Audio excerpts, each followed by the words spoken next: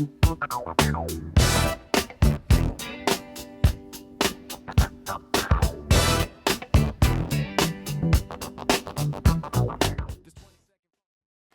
afternoon, welcome to another episode of Atheist Republic South Africa.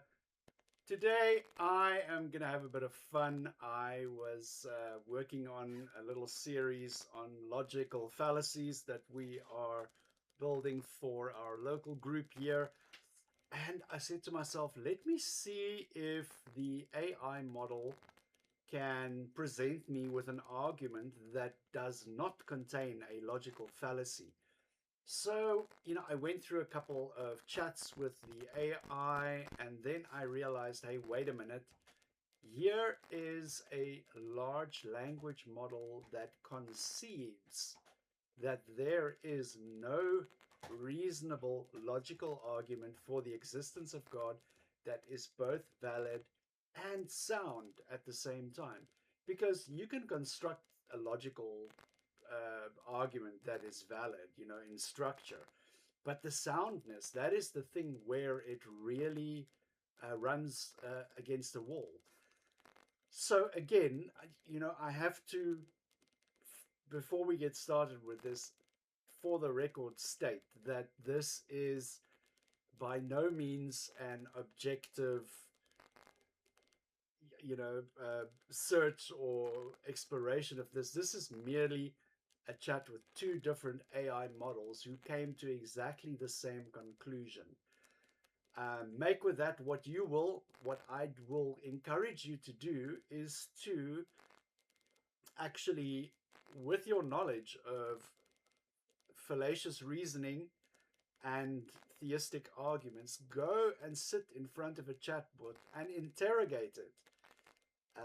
I'm not sure if it's just telling you what it thinks you want to hear or whatever, but to get that concession from a language model is something that actually took me back. So yeah, enjoy. I want to run an experiment. I want to see if AI can find an argument for the existence of God that is both sound and valid. So let me dive right in. Okay, so we are working with ChatGPT, and this is a product from OpenAI. Let's dive into it. Hey, ChatGPT, can you tell me if there is an argument for the existence of God that is both sound and both valid? So, in philosophy, a sound argument is one that's valid and also has true premises. Now, whether there's a universally agreed upon argument for God that meets these criteria, well, that's where it gets tricky. Some people find arguments like the cosmological argument or the moral argument convincing, others find flaws. In other words, whether it's truly sound depends on what you take to be true. So, it's an ongoing debate rather than a settled fact. But surely in classical logic, there are certain rules which make it objective, right? Yes, classical logic gives us clear rules for what makes an argument valid. Basically, if the conclusion logically follows from the premises. But soundness adds another layer. The premises also have to be true. And truth, especially in big questions like God's existence, isn't always something we all agree on. So logic gives us objectivity and structure, but whether the premises reflect reality, that part can get subjective. Right, so why don't you throw the best one at me and let me see if we can agree on whether it is both sound and valid. All right, let's try a classic, the cosmological argument. One version says, everything that begins to exist has a cause, the universe began to exist, therefore the universe has a cause. Now it's valid if the premises are true, the conclusion follows. But is it sound? Well, that depends on whether we agree that everything, including the universe, really had to have a cause.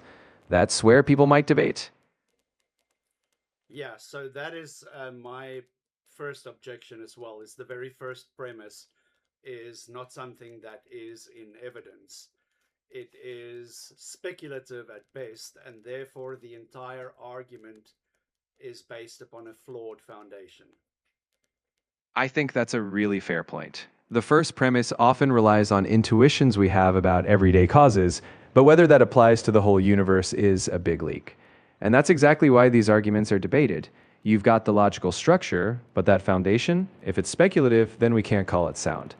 It's a great example of how logical form alone isn't enough to settle big existential questions. Hit me with another one. All right, let's go with the moral argument. It says, if objective moral values exist, then God exists. Objective moral values do exist, therefore, God exists. It's valid in structure, but again, we'd have to agree on the truth of those premises, especially whether there are truly objective moral values. If we disagree on that, soundness is up for debate. Exactly. This will be my contention as well. The first premise, besides the fact that I have a massive problem with there being such a thing as an objective moral, because surely objectivity is universally agreed upon, and the thing is, morals change from societies to society. But it's a non sequitur, the first statement, isn't it? You've nailed a common critique. Even if objective moral values existed, it doesn't necessarily follow that God is the only explanation for them. So critics often say that premise sets up a false dilemma. And yes, what counts as objective is thorny when morals evolve across cultures. So it's valid structurally, but soundness depends on those assumptions, and they're far from settled. Hit me with another one. How about the ontological argument? One famous version says, God is defined as the greatest conceivable being. If it's greater to exist in reality than merely in the mind, then God must exist in reality, or else we could conceive of something greater. It's a neat logical trick, but many argue that just defining something into existence doesn't prove reality. So while valid in its form, the soundness hinges on whether we buy that definition in reasoning. Yeah, exactly my thoughts as well. I can conceive of a maximally great ice cream as well. So Exactly. Exactly. If defining something as the greatest automatically made it real, we'd be surrounded by all kinds of fantastical things. It's a fun brain teaser, but reality's a bit more stubborn. hit me with another one. Come on, there's got to be something that is valid and sound. I'll toss you one that's less about grand metaphysics. Some people argue from personal experience. Something like, I had a direct encounter that changed my life, so I believe in God. This is valid in their reasoning. If that experience happened and they trust it, the conclusion follows for them. But soundness is deeply personal. What's sound for one person's experience won't necessarily translate universally. Yeah, you see, I have a problem with you listing personal preferences as a criterion for being sound. In logic, for an argument to be sound, it has to meet very specific criteria. And I just feel it in my gut is not one of those criteria. Am I right? You're absolutely right. In formal logic, soundness means the argument is both valid and all its premises are true in an objective sense, not just true for me. Personal feelings or experiences can be meaningful, but they don't meet the strict criteria of a sound argument. So when we talk about soundness, it's got to hold up beyond subjective impressions. Right. Hit me with another one. There's got to be one that is both sound and valid. Otherwise, what are theists doing?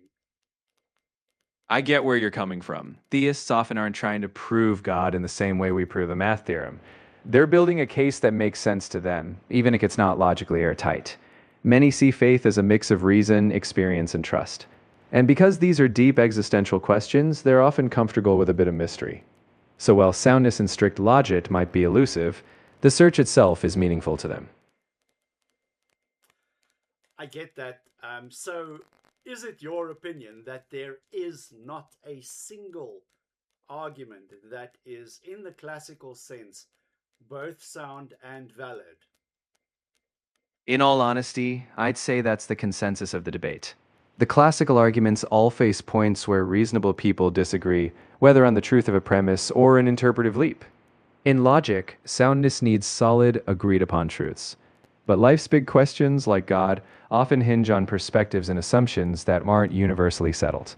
So that's why no single argument is universally crowned as both sound and valid. Can you give me a list of arguments for the existence of God that are both sound and valid in terms of classical logic?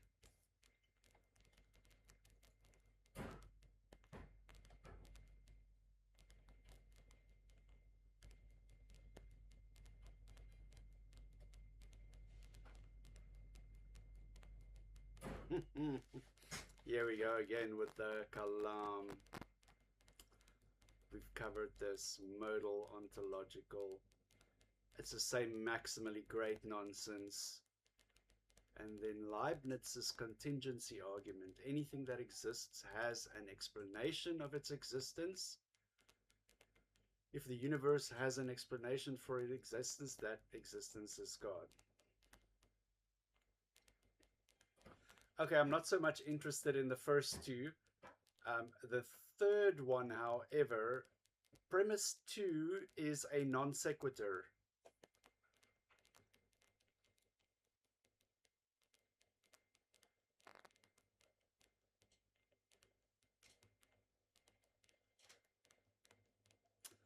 You've hit the nail on the head in formal logic. That is a leap. Right. William Lane Craig tries to fix this by adding a series of sub-arguments. They argue that the explanation must be non-physical, timeless, extremely powerful. Oh my god, why are these people tap dancing around this?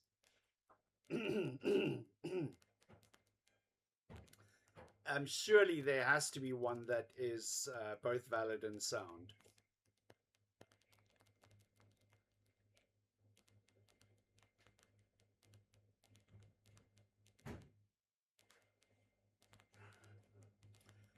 Now this is telling. If we are being strictly honest with the rules of classical logic, the short answer is no. There isn't one that is universally accepted as both valid and sound. In philosophy, soundness is the holy grail. While thousands of arguments are valid, where the structure is perfect, soundness requires that every single person agrees the premises are undeniably true. Because the premises of these arguments always involve metaphysical claims that cannot be empirically tested, they remain contested and not sound. That is why identifying a sound argument for God is such a massive hurdle in logic. It's the definition trap, the problem of brute facts, begging the question issue. I don't know. So there you have it, right? Theists, bring us an argument that is both valid and sound, and I will definitely look at it. And yeah, it doesn't exist. I've searched, and all of them have got flaws in thinking. So there we have it. Learn about logical fallacies. Learn how to think logically about the world, and don't be influenced by all this claptrap coming from religion.